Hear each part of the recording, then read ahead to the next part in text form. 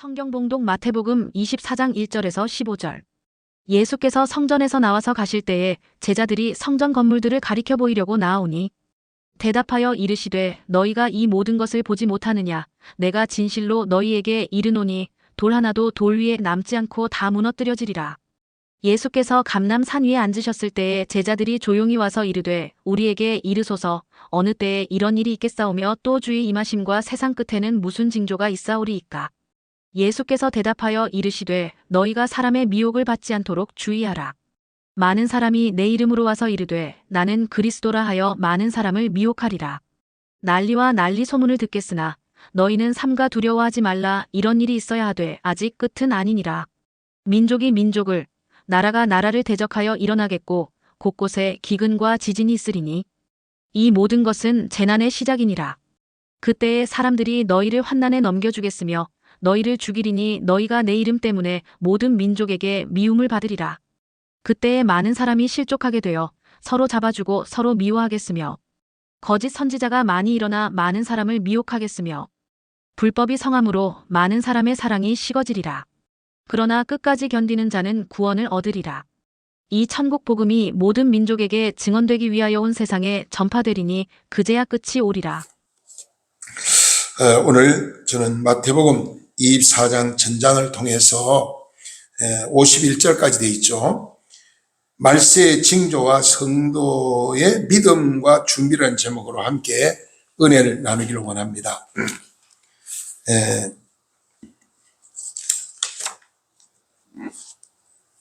우리는 이 땅에서요 나그네 인생을 사는 겁니다. 빈손 들고 왔다가 또 빈손 들고 가야 되는 나그네 인생. 며칠 전에도 제가 아는 우리 권사님, 제가 성기동 속초 시민교회 권사님 부분 남편이 하늘나라 가셔서 장례식에 참여하고 왔는데 언젠가는 왔다가 한 번은 가야 되는 인생. 빈손 들고 왔다가 빈손 들고 가야 되는 인생이라는 거죠. 그 가야 인생이 뭐냐? 나그네 인생이다. 풀과 같은 인생이다. 꽃과 같은 인생이다. 하루살이 같은 인생이다. 이렇게 성경은 말씀하고 있습니다. 이 땅에서 잠시 동안 우리가 나그네 인생 살다가 하나님 부르면은 언젠가는 우리는 하나님 앞에 가서 천국에서 그 면류관을 받아 쓰고 하나님 보좌에서 천군처세의 보위를 받으면서 영원한 삶을 사는 그날을 희망 삼아서 이 땅을 우리가 날마다 하늘 영광을 살아야 되는 것입니다. 대충 인생을 살면 안 되고 가치 있게 보람 있게 하늘 영광에서 덕을 세우고 은혜를 끼치고 많은 사람의 감동을 주고 기쁨을 소망을 주는 이런 뭔가 예수 믿는 성도로서 본이 되는 삶. 기쁨으로 하나님 앞에 하늘 영광을 돌리는 그런 삶을 살린다. 기독교는요 박해가 심할수록 기독교가 무너질 것 같은데 그렇지 않습니다. 기독교는 박해가 일어날수록 점점 더 성장, 부흥하는 것이 기독교 역사입니다. 제가 어제 강화문도 보니까 그동안 정가 목사님이 막 그냥 독치를 이렇게 해나가는데 이제는 다 힘을 모아야 된다 그래요. 전한기 선생 와서 1시간 이상, 그거 역사일에 없던 일이에요. 보통 뭐 5분, 3분 그냥 강의 끝나는데 1시간 이상 전한기 선생님 뜨거운 강의를 하고 또 대령 출신 또 김무슨 이름 잘 기억 안 나는데 그분도 와서 또 강의하고 외치고 또 많은 분들이 이제 이렇게 하나님을 섬기는 많은 목회자와 성들 모여서 나라가 어려우니까 힘을 모아 기도하는 거기서 광화문에 기도하고 또 다 어디로 가냐 또 올림픽 경기장으로 가서 그가 또 밤을 새우며 또 부정선거를 외치고 나라가 점점 힘들고 어렵고 독재 정치를 하니까 기독교를 박해하니까 이제는 목사님들도 정신 차린 분이 많이 있는데 아직도 정신을 못 차린 분이 너무나 많아요. 더 강력한 박해가 오면은 그때는 모르겠는데 다 그럴 때는 지금 이때에 깨어나지 못하는 분들은요 환란이면 다 넘어져요. 엄청난 환란과 핍박이 오면은 승리하지 못하면 무너집니다. 그래서 주님은 깨어 있으라고 말씀하고 준비하라는 거예요. 우리가 통일도 미리 우리가 준비를 해야 돼요. 준비를 잘해서 만약 통일되면은 우리가 어떻게 가서 북한 땅에 가서 일을 할 것이냐. 사전에 철저한 준비가 있어야 성공하는 거지. 준비 없이 무너져가지고 통일되면 바로 북한에 들어가서는 큰 혼란이 오게 될 겁니다. 그래서 뭐든지 준비가 필요하다. 믿음 늘 우리가 천국 갈 준비하고 늘 하나님 은혜 받을 준비하고 하나님 영광 돌릴 수 있는 그런 마음의 자세를 가지고 삶을 살린다. 개인의 종말이 있고 인류의 종말이 있어요. 이 마지막 예언을 한 말씀이 구약성인 다니엘서에 보면 아주 말씀이 내용을 자세하게 설명을 했고요. 예언한 거고 미리. 그 다음에 그 이루어진 것이 계시록에 와요. 요한계시록에서 또 예언이 되어 있죠. 그래서 지금 이 시대를 보면은 다니엘서에 예언한 거하고 그 다음에 요한계시록 나오는 말씀하고 하나하나 지금 다 지금 시대에 맞아가고 들어가고 있어요.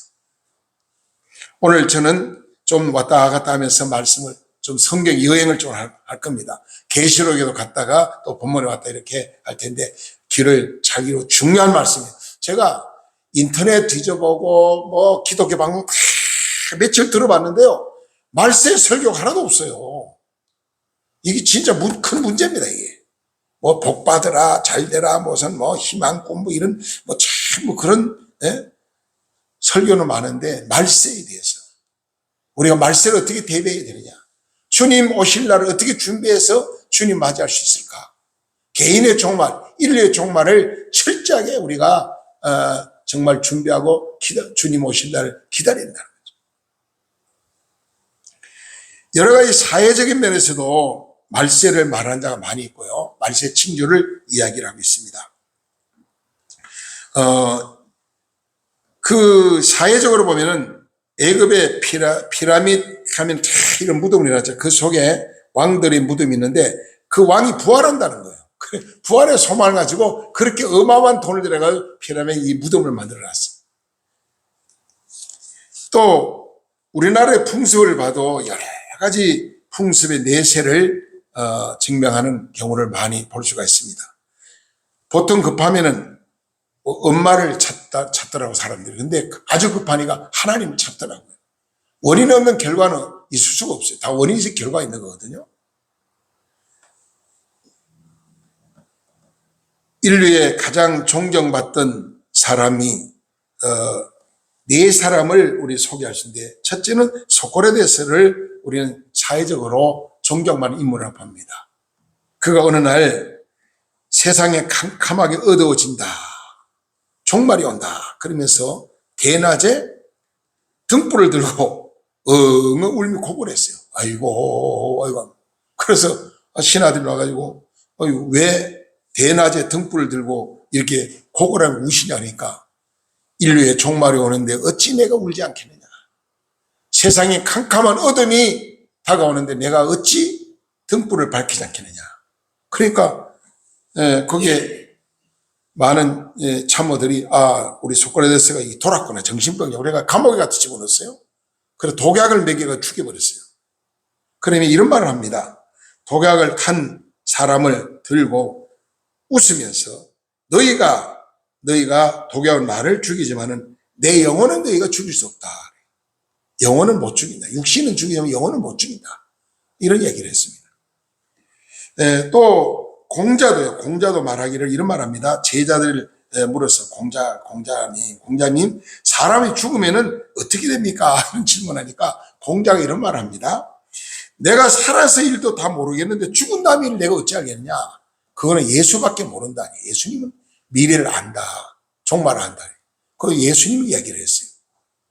석가모니도 말합니다. 석가모니는 이 땅에 살면서 왕자들 태어나고 행복을 살았죠. 근데 사람이 병들고 죽는 걸 보고 왜 인생이 태어나서 병들고 죽어야 되느냐 이 문제를 놓고 굉장히 고민을 했어요. 그러다가 본인이 머리 깎고 19살에 머리를 깎고 산속에 들어가서 돌을 닦습니다. 나무 밑에서 모든 세상을 부경을 다 포기하고 그래서 불공을 들였어요. 그래서 어느 날 그가 깨달은 게 있다는 겁니다. 뭘 깨달냐? 좋은 곳 4곳, 나쁜 곳 3곳을 깨달았대요. 불교의 원리는 뭐예요? 깨달음의 종교거든요. 기독교 종교는 믿음의 종교고 행함의 종교입니다. 근데 불교는 깨달음의 종교입니다. 결과적으로 하나 깨달으면 10개에서 또 깨달아 나중에 아무리 깨달아도 끝이 없어. 나중에 아무것도 없는 거예요. 제로입니다. 다만의 게 원리가 똑같아요. 다만의 까먹으면 나중에 아무것도 없잖아요. 그 원리와 불교는 원리가 똑같아요. 그 깨달음이 있는데 동방만월 세계에 있다는 얘기를 합니다. 동방만월 세계에 있다. 자기가 그걸 불공을 들여다 깨달았다는 거예요. 두 번째는 서방 하늘 세계에 있다. 서방의 하늘의 세계에 있다. 또 남방 하서 세계에 있다. 남방의 하서 세계에 있다. 그리고 북방 무 세계가 있다. 이런 얘기죠. 그런 나쁜 곳 3곳이 있는데 그건 뭐냐? 축정도가 있는데 적게 죄를 조금 진 사람이 가는 곳이 그것이 축정도다. 그 다음에 죄를 조금 더 진 사람이 가는 곳이 어디냐? 마기도인데 마기도 조금 죄를 더 많이 진 사람이 가는 곳이다. 그리고 세 번째는 지옥이 있는데 죄를 많이 진 사람은 지옥불에 들어간다. 이렇게 석가모니가 얘기를 했어요. 그래서 제가 와서 왕자님 인생을 깨달았습니까? 그러니까 인생은 생로불사로다 그랬거든요. 거기서부터 불교가 시작됐죠. 인생은 태어나서 병들고 죽는 것이 인생이다. 그 다음 세계는 자기는 모른다는 얘기죠. 오직 복음만이, 진리만이, 예수 그리스도만이 미래를 보여주고 시대의 흐름을 알려주고 있어요. 그래서 기독교는 생명의 종교고 정말로 오늘 우리에게 많은 영혼을 구원하는 기적의 종교가 기독교 아닙니까? 성경에 이렇게 말합니다. 성경은 하나님 말씀에 보면은 천국과 지옥을 자세히 설명했는데요. 먼저 천국을 좀 생각해 보세요. 천국은 새 하늘과 새 땅이 천국이다. 요한계시록 1장 21장 1절의 말씀. 새 하늘과 새 땅. 거기 눈물과 고통과 죽음과 노동과 그게 없다는, 늙고 병드는 것도 없고 그저 아주 밝은 모습으로 깨끗한 모습 변화돼 가지고 하나님 보좌도 영원히 사는 복을 받는 곳이 천국이라고 했어요. 그리고 천국 어떤 곳이냐? 천국에는 가난도 없고 슬픈 일이 전혀 없는 곳이다. 천국은 하나님의 집이다. 마태복음 6장 9절에 보니까 천국은 준비된 자가 가는 곳이 천국이다. 준비된 자만 가, 믿음 준비 잘한 자가 가는 곳이 천국이다. 고린도후서 5장 1절에 말씀했어요. 천국은 영원한 안식처다. 또 천국은 영원한 낙원이다. 천국은 황금 보소로 꾸며진 곳이 바로 천국이다. 그럼 지옥은 어떤 곳이냐? 지옥은 유황불못이라고 요한계시록 19장 20절 유황불못이래요. 유황에 불이 붙으면 어떻게 되겠습니까? 그게 지옥이라는 거예요. 유황불못. 그리고 저주받은 자가 가는 곳이 지옥이라고 마태복음 25장 4절에 말씀했어요. 또 죽을래도 죽지도 못하는 곳이, 고통만 받는 곳이 지옥이다. 누가복음 우리 말씀을 보면은 그렇게 말해요. 16장 24절에 부자와 나사를 통해 잘 말씀하고 있어요. 죽을래도 죽을 수 없는 곳이다. 평생 고통만 받는 것이 지옥이다. 그리고 우리는 이 지옥에 안 가려면 어떻게 되느냐? 지옥 안 우리 천국 가면 어떻게 되느냐? 지옥은 누가 가느냐? 지옥은 누가 가느냐? 천국은 누가 가느냐? 이게 중요한 거 아니겠어요? 자, 지옥은 누가 가느냐? 마귀와 사자들이 가는 곳이 지옥이다. 마귀를 숭배하는 자는 다 지옥 가는 거예요. 누구나 다. 요한계시록 20장 1절 3절을 보니까 자세히 설명했어요. 또 무신론자, 하나님이 없다, 하나님 부인하는 자는 지옥 간다는 거다. 무신론자. 네? 거기도 시편 14편 1절에서 말씀했어요. 그 다음에 일반 불신자들, 세상의 삶에 예수 믿지 않는 불신자 있죠? 그 사람은 아무리 착하게 살아도 지옥 갈 수밖에 없다는 거예요. 착하게 산다고 천국 가면 얼마나 좋겠어요. 예수 믿을 필요가 없겠죠.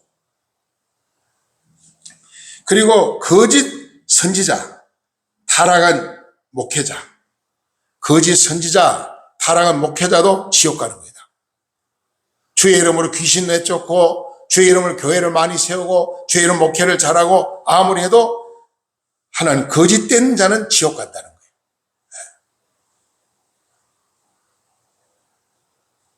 가짜 교인, 예수 믿는 척하는 자, 교회 다니는 척하는 자, 그 가짜 목회자, 속에는 1인데 양의 탈을 쓰는 자가 많아요. 이러면 지옥 간다는 거다. 그리고 가짜 정말 오늘 이렇게 가짜로 정말 껍데기는 반들이한데 속이 더르고 추한 자가 얼마나 많은지 몰라요. 예수님 뭐라고 그래요? 속사람을 새롭게 하라 그래요. 속사람. 그 사람보다 속사롭게 그래요. 그리고 마지막 중요한 거나 666 짐승의 표를 받은 자는 다 지옥 간다. 이 말세에 되면은 요게하고 이마에다가 이제 인을 박는 시대가 올 겁니다, 앞으로. 이것이 마지막에 이제 기독교를 박해하는 가장 악랄한 방법. 그걸 인을 안 맞으면은 물건 거래도 못하고 나라의 혜택도 못 받고 사회가 활동을 못하도록 아주 감시를 받고 죄를 받아요. 그래서 살기 힘들죠. 그러나 하나님께서 택함 받은 백성은 한 보호하신다고 그랬어요. 걱정하지 말라는 겁니다. 아무리 환난과 핍박과 고난이 와도 두려워하지 말고 믿음 생활만 바로 하라는 거예요. 하나님 우리를 보호하시고 지키신다. 성경에 보면 내가 다니엘 이제 설교 한번 하려고 준비하다가 오늘 설교 본문 바꿨는데요. 다니엘을 보면요. 다니엘의 세 친구가 있는데 펄펄 끓는 풀무불 속에 30배나 더 뜨겁게 해가지고요. 그 다니엘 세 친구를 풀무 속에 던져 넣던 사람이 다 죽었어요. 밖에서. 얼마나 뜨거운지. 그런데 다니엘 세 친구는 불 속에 들어갔는데 머리도 안 끄고 싫었어. 왜? 하늘에 천군처럼 쫙 보여주셨거든요. 이게 하나님의 역사입니다. 말세에 예수 믿지 않은 사람은 말세가 두렵고 그래서 막 그냥 마음을 잡지 못하고 흔들린 자가 많지만은 준비된 자, 믿음으로 사는 자, 기도하는 자, 성령 충만한 자는 걱정할 게 없다는 거예요. 그리고 다니엘은 이제 어느 날 다니엘이 남의 나라 포로로 잡혀가지고 총리가 됐잖아요. 얼마나 왕이 네 번 바뀔 동안 계속 총리했어요. 다니엘은.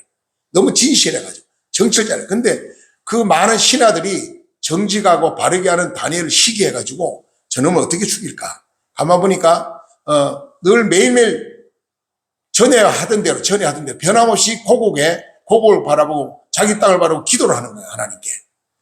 그러니까 저걸 미끼를 삼아가지고 왕한테 보고해서 죽여야 되겠다. 그래가 어떤 업무를 꾸몄냐면은 왕한테 이렇게 왕이여 만세 모아가소서 하면서 지금부터 왕 외에 다른 신을 섬기는 자는 저 사자굴에 집어 던지는 벌을 내려서 시행하는 게 좋겠습니다. 신하들이 와서 왕을 칭찬하고 왕을 높이고 왕이 기분 좋잖아. 그래 그럼 그렇게 하자. 그래가지고 왕의 도장을 찍어가지고 전국에다가 박을 붙였어요. 지금부터 3일 동안 왕 외에 다른 신에게 기도하는 자는 사자굴에 넣는다. 그 의인이 지킨 걸 알고 다니엘은 매 변함없이 전에 하는 대로 계속 기도했어요. 그러니까 현장 목격 딱 해가지고 왕이요 한 놈을 잡았습니다. 그래가지고 다니엘을 고발하는 거예요. 그 왕은 다니엘을 신임하거든요. 다니엘 그럴 사람이 아닌데 다니엘은 죽으면 안 되는데 너무 마음이 아파서. 그렇지만은 왕이 징이 찍혔으니 이건 취소할 수도 없고 해서 다니엘을 사자굴에 집어 던졌잖아요. 그러니까 하나님이 다니엘을 천사를 보내가지고 사자들 입을 다 봉해버렸어요. 사자가 오히려 다니엘을 품어주는 거예요. 왕이 밤새도록 금식하면 잠 한숨도 못 잤다고 성경이 말하고 있어요. 왜? 다니엘 때문에. 그 아까운 사람 죽으면 안 되니까. 그리고 아침 일찍 가가지고 그 사자굴 앞에 살아계신 하나님이 다니엘의 하나님이 너의 생명을 지켜주셨느냐. 그 문을 여니까 다니엘이 사고 없이 건강하게 나오잖아요. 그래서 왕이 다니엘의 하나님이 진짜 살아의 하나님이다. 우리 모든 민족은 다니엘이 믿는 하나님을 섬겨야 된다고 선포한 사실이 있어요. 여러분, 불 속에 들어가도 하나님 지켜주니까 머리도 안 끄실고 건강하게 살아요. 사자굴에 들어가도 사자가 해치지 않아요. 이것이 하나님의 보호입니다. 하나님이 도와주시면요, 불가능 가능하기 때문에 두려워할 게 없다는 거예요. 그래서 제가 몇 군데 좀 성경을 좀 보면 이 시대를 조금 소개하고 말씀을 마치려고 합니다. 우리 계시록으로 가서 한번 볼게요. 요한계시록에 보면은 마지막 때에 7 대접의 재앙이 있어요. 7 대접의 재앙이 요한계시록에 기록 나오는데요. 그다음에 7 나팔 재앙이 있어요. 7 나팔 재앙. 그리고 말이 등장하는데 흰말, 얼룩말 등등 말이 등장합니다. 근데 그 말이 나타날 때마다 이 세상에 나타날 앞으로 일어날 징조를 보여줍니다. 그 내용을 좀 소개하겠습니다. 자, 첫 번째 4가지 말의 재앙을 우리가 한번 살펴볼게요. 요한계시록 6장에 나타나는 사건입니다. 6장에 보면은 첫 번째는 흰말이 나타나요. 흰말인데 면류관을 썼어요. 그리고 큰 칼을 잡고 나타나요. 이거는 뭐냐? 심판주 예수 그리스도를 상징하는 거예요. 예수님의 마지막 때에 큰 면류관을 쓰고 온 세계를 심판하러 오신다. 만행왕으로.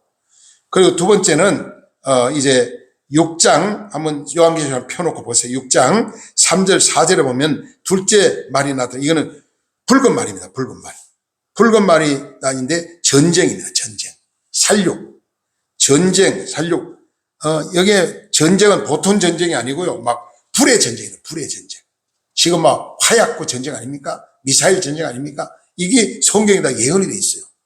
불로 그냥 사람 태우고 멸망시키는 이런 무서운 전쟁이 일어난다.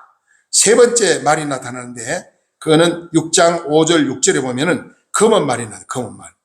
그 검은 말이 나타나는데 저울을 들고 나타나요. 저울 들고 나타나서 식량을 달아줍니다. 이거는 뭐냐? 마지막 때에 기근으로 말미암아 양식이 없어요. 돈을 주고도 쌀과 보리와 콩 이런 걸 곡물 살 수 없는 시대가 옵니다. 마지막 때에 기근 때문에, 온역 때문에, 여러 가지 이상기온 때문에 농산물이 안 돼요. 다 망해가지고 양식을 구할 수 있는 이제 배급 주듯이 조금 저울로 달아가지고 주는데 사람이 그거 가지고 먹고 살 수가 없도록. 그래서 사람이 죽는다는 겁니다. 예? 말세에 일어날 징조, 기근에 식량을 구할 수 없는 시대에 재앙이 온다. 그 다음 네 번째 말은 뭐냐? 황색 말입니다. 이거는 심판인데요. 죽음의 재앙을 말합니다. 전염병으로, 그 다음에 홍역으로, 그 다음에 이상기온으로, 지진으로, 그 다음에 또 우박으로 이런 재앙이 내려가지고 사람들을 고통을 주는 시대가 온다는 거예요. 자, 요게 계시를 나타나는 네 말의 마지막 심판. 그 다음에 두 번째 7 대접의 재앙을 보겠습니다. 7 대접. 자, 7 대접의 재앙은요. 먼저 8장에서 먼저 볼게요. 8장 7 나팔의 재앙. 7 나팔의 재앙이 있는데 8장 7절을 보니까 첫째 나팔을 불 때요. 피 섞인 우박이 떨어져 가지고 물이 전부 다 피로 변합니다. 사람이 물을 마실 수 없어요. 물이 다 오염돼 버려요. 전부 다. 예? 피 섞인 우박. 8장 7절의 말씀입니다. 그래서 지구의 3분의 2가 다 멸망한다고 되어 있어요. 또 8장 8절로 9절을 보면은 두 번째 그 재앙이 있는데 그게 뭐냐면은 여기 두 번째 재앙은 바다의 3분의 1이 다 피로 변합니다. 바다가 오염돼 가지고요. 모든 생물이 다 죽어요. 바닷물이 전부 다 오염됩니다. 이런 재앙이 온다. 세 번째 재앙은 강물과 여러 물이 전부 다 쓴물로 바뀌어버려요. 그럼 물을 마실 수가 없으면 사람이. 물을 먹으면 전부 독이야, 그 물이. 그래서 사람이 죽어요. 그 물을 먹으면 다 죽어요. 이런 재앙이 온다고 계시록 8장 10절로 11절에 말씀했어요. 네 번째 재앙은 해와 달과 별들이 3분의 1이 떨어집니다. 이제는 태양도 제 기능을 못하고 달이 제 기능을 못하고 다 이렇게 파괴된다는 겁니다. 그래서 3분의 1이 사람들은 재앙으로 다 멸망한다. 여기에 해와 달과 별들이 3분의 1이 완전히 박살나는 그런 무서운 재앙이 있다. 지금 오존층이 파괴되고 있습니다. 점점 태양이 점점 나중에는 이 태양 때문에 사람이 타서 다 죽게 돼요. 다섯 번째 재앙을 보니까 9장 1절로 2절 10절 두 군데인데요. 해와 달이 어디에 해와 달이 전부 다 완전히 꼬리에 뭐 같으냐면 정갈과 같은 그런 꼬리다는 재앙으로 말미암아 사람들을 쏴서 다 멸망시킨다.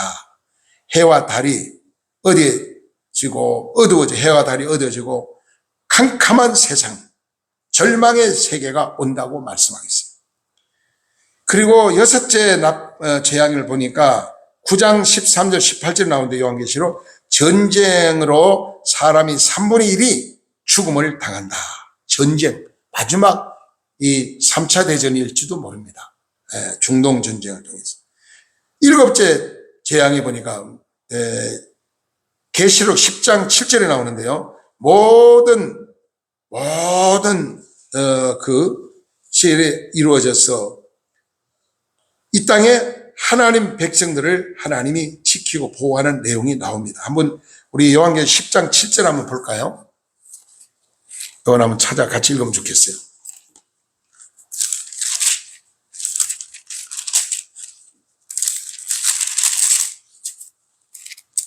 한번 크게 읽어봐요. 자, 계시록 10장 7절. 예, 큰 소리로 한번 읽어봐요. 일곱 대 천사가 지내는 날 그의 나팔을 불려고 할 때에 하나님이 그의 선지자들에게 전하신 복음과 같이 하나님의 그 비밀이 이루어지리라 하더라. 자, 여기에 뭐라고 말했습니까? 일곱 대 천사가 나팔을 보니까 어떻게 됐어요?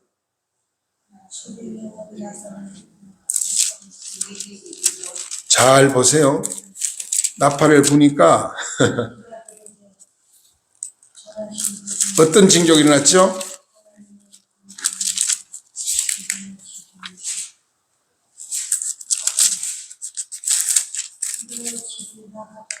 거기에 모든 것이 이루어지는데요.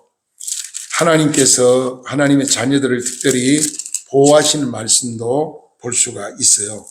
10장 7절부터 쭉 이렇게 내용을 보면은 아주 우리에게 감동적인 내용을 줍니다. 내가 천사의 손에서, 예? 요한계시록 10장 7절에 이런 말을 하죠. 일곱째 천사가 손에 내는 날 그의 나팔을 불려고 할 때에 하나님이 그의 종 선지자들에게 전하신 복음과 같이 하나님이 그 비밀이 이루어지리라 하더라. 그 계속 중내로면 하나님의 종들이 선포한 모든 말씀들을 통해서 모든 것 다 이루신다. 하나님 백성을 보호한다. 그런 내용으로 쭉 되어 있습니다. 그 다음 마지막 일곱 대접에 대해 재앙을 말씀드리고 말씀 마치려고 그래요. 16장입니다. 16장 보니까 첫째 대접을 땅에 쏟으니까요. 땅이 쏟으니까 짐승의 표를 받은 자가 악하고 포악한 종기 재앙이 내립니다. 전염병입니다. 전염병. 무서운 전염병이 16장 2절에 나옵니다. 그 다음에 둘째 대접을 쏟을 때 16장 4절 보니까 바다가 오염되고 죽은 자의 피처럼 된다. 모든 땅에서 생명체가 죽음을 당한다고 말하고 있습니다. 계시록 16장 3절에 셋째 재앙을 보니까 강이 오염됩니다. 강이 오염되고 피가 된다. 16장 4절에 또 넷째 재앙을 보니까 해가 사람을 태우는 무서운 진노가 있습니다. 16장 8절을 한번 보세요. 16장 8절에 해가 사람을 태워 죽이는 재앙이 내립니다. 그래서 다섯째 재앙은 뭐냐? 어둠이 재앙입니다. 어둠. 캄캄한 어둠의 세계가 옵니다. 계시록 10장 10절에 보니까 그 여섯 번째 재앙이 뭐냐? 강물이 말라버린다는 거예요. 다 물이 말라버려. 강물이 말라버리니까 생태계도 죽고 사람이 살 수가 없어요. 마지막 일곱째 재앙을 보니까 큰 지진이 일어납니다. 그래서 심판, 큰 우박이 떨어지고요.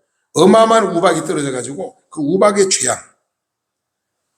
여러분, 계시록에 나타난 이 예언의 말씀은요, 지금 현실에 다 이루어지고 있어요, 하나하나. 정말 우리가 이 시대를 알고 신앙생활을 바르게 해야 돼요. 아, 지금 이런 예수님이 이렇게 말씀한 예언이 지금 이렇게 이루어져 가고 있구나. 요한계시록에는 자세하게 미래에 일어날 사건을 말씀했거든요. 그래서 오늘 제가 이 말씀을 다 드리려고 하면 1시간, 2시간, 3시간 설교해도 다 못해요. 아무튼 저와 여러분들은 깨어있어야 돼요. 믿음 생활 잘 해가지고 신랑 예수님 다시 올 때 우리는 주님 맞이할 수 있는 깨어있는 성도로서 하나님 보호를 받고 하나님 인도를 받고 변화의 새 사람으로서 하나님께 영광 있는 저와 여러분 다 되시기를 주님 부탁드립니다. 기도드리겠습니다. 사랑과 은혜가 풍성하신 거룩한 주님 감사합니다. 오늘도 부족하고 연약한 종이 하나님 말씀의 징조와 성도의 믿음 준비된 말씀을 전했습니다. 아버지, 이제 개인의 종말과 인류의 종말이 다가오는데 정말로 사람이 살 수 없는 무서운 재앙의 시대가 오는데 우리가 깨어 기도하고 잘 준비해서 그 재앙을 피할 수 있도록 하나님의 보호를 받을 수 있도록 성령님 인도하여 주옵소서. 예수님 이름으로 감사하며 축복하며 기도드리옵나이다. 아멘.